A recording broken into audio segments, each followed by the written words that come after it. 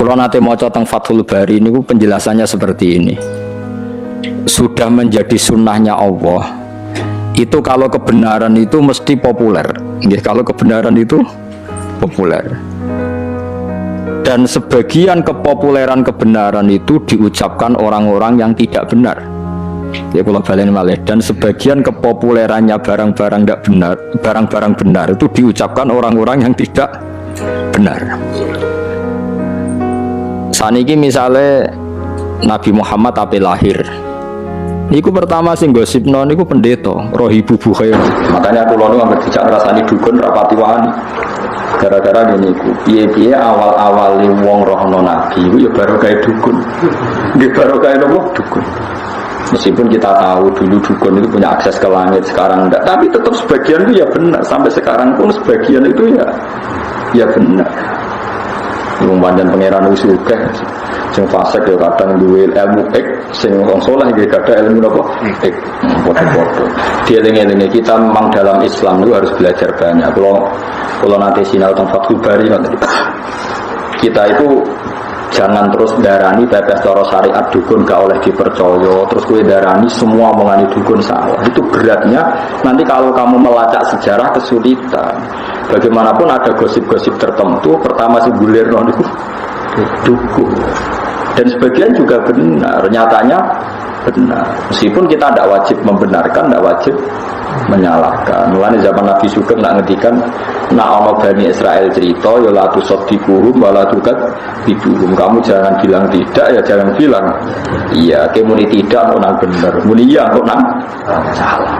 Jadi kadang-kadang dia harus ngambil sikap ya seperti itu.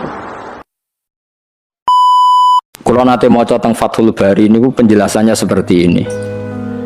Sudah menjadi sunnahnya Allah. Itu kalau kebenaran itu mesti populer. Kalau kebenaran itu populer. Dan sebagian kepopuleran kebenaran itu diucapkan orang-orang yang tidak benar. Ya kalau balen malih. Dan sebagian kepopulerannya barang-barang tidak benar, barang-barang benar itu diucapkan orang-orang yang tidak benar.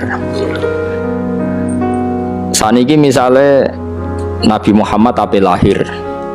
Niku pertama sing gosipno niku pendeta Rohibu Bukhair.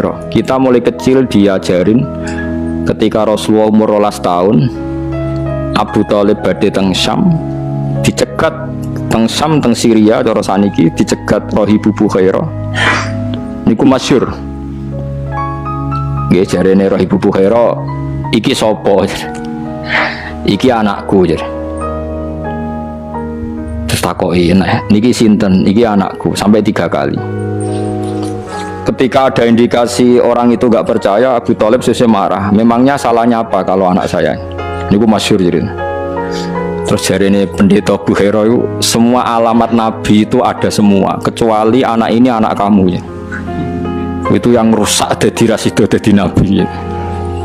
Karena di Syria itu ada pohon nubuah, itu khas. Pohon itu akan mereaksi siapa saja yang calon nabi. Jadi kalau nabi itu duduk di situ kok srengenge ning kulon, itu wite niku dadi kok kulon supaya ngiyupi nabi. Nah misalnya srengenge kok lor ya wite dadi ning lor. Pokoke mesti ngiyupi niku. Nah sing nggo kowe ora ngreaksi ya. Itu khas napa? Khas. Tudzilluhul ghamamah tuti'uhus sahaib. Nah enggak ada cerita burdah niku tiba. Makanya terus takok afi ainaihi khumratun istidharon lil alamatil khafiyah. Nah sampeyan mau coba berjanji itu mripate didelok terus ada alamat khas itu semuanya ada. Problem pendeta tadi adalah sayangnya cah iki sitok kok duwe bapak.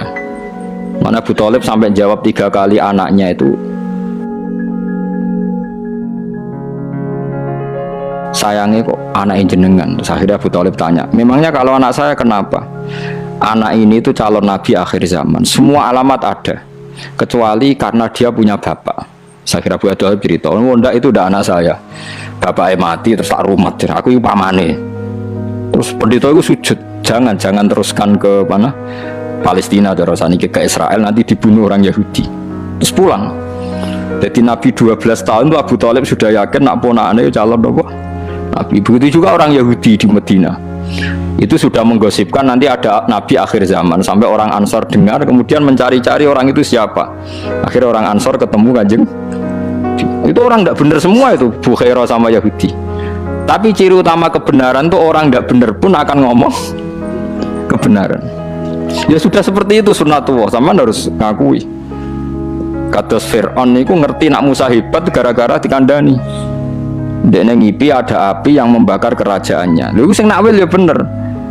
Api itu saking pundi. Pokoknya kok kampungnya Bani Israel.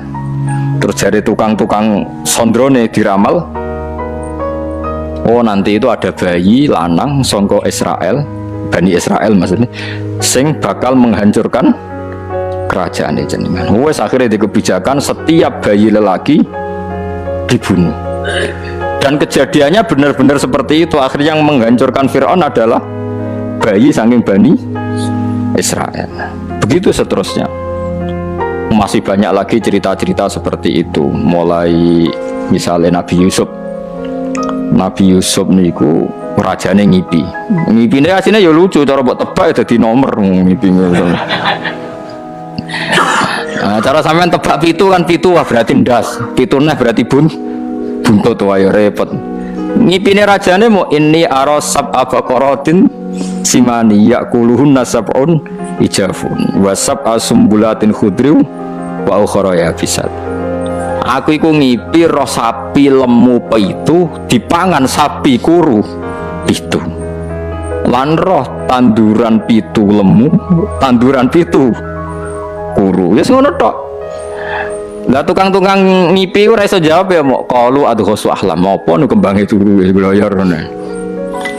Tapi oleh Nabi Musa ketika itu pentakbir mimpi itu diakui.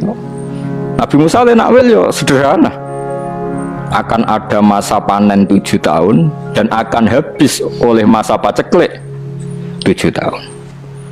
Ternyata raja membenarkan takwilan itu karena raja punya standar untuk membenarkan.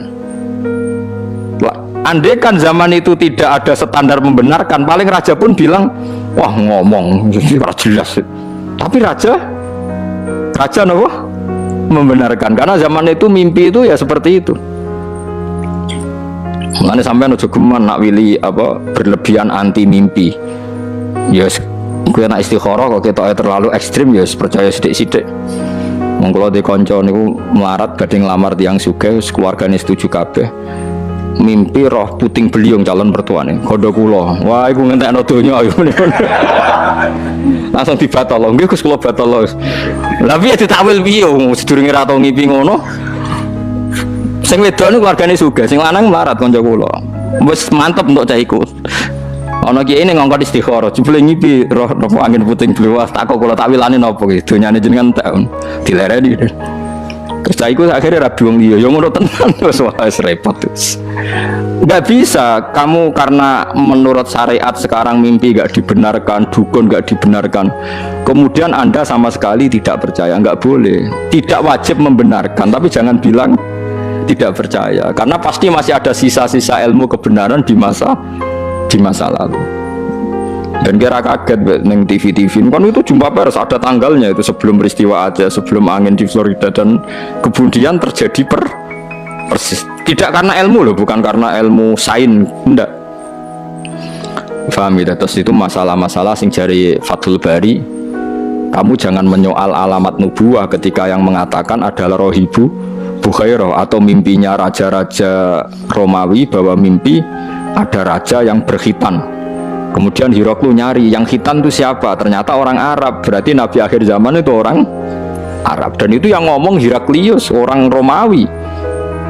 Tapi ya terbukti ada gunjingan Nabi ya karena omongannya orang-orang nopo? Orang-orang nopo? Romawi. Sama harus percaya itu.